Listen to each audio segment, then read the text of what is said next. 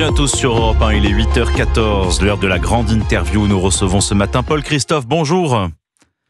Bonjour. Merci d'être avec nous en direct, député du Nord, président du groupe Horizon à l'Assemblée nationale, également ancien ministre des Solidarités, de l'Autonomie et de l'égalité femmes-hommes. Alors on l'a dit, le pic de chaleur est attendu pour aujourd'hui, de ce deuxième épisode caniculaire de l'été. Je voudrais vous parler, Paul Christophe, de ces trains supprimés à la SNCF, mais aussi de l'isolation thermique dans les hôpitaux, dans les maisons de retraite, qui est souvent obsolète, de ces milliers d'écoles qui avaient été fermées en juin lors de la première vague. Alors, que se passe-t-il en France ? Pourquoi est-ce que 22 ans après la canicule de 2003, nous n'avons pas engagé les fonds nécessaires pour rénover nos infrastructures ? Où va l'argent, Paul Christophe ?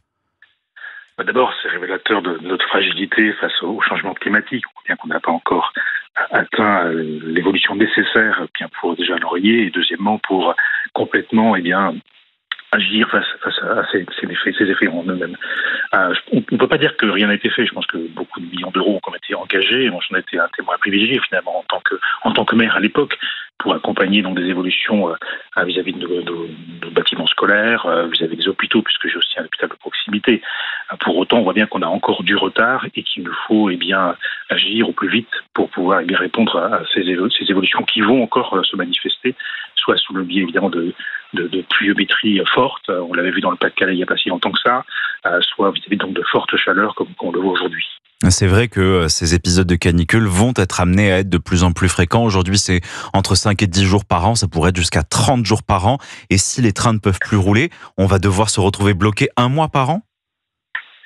Alors, c'est certainement pas l'objectif. Ça nous amène forcément à mobiliser des crédits supplémentaires. La SNCF, d'ailleurs, avait annoncé récemment mobiliser quelques milliards d'euros supplémentaires pour rénover des rails, pour les réajuster. Je pense que là, il y a besoin d'accélérer.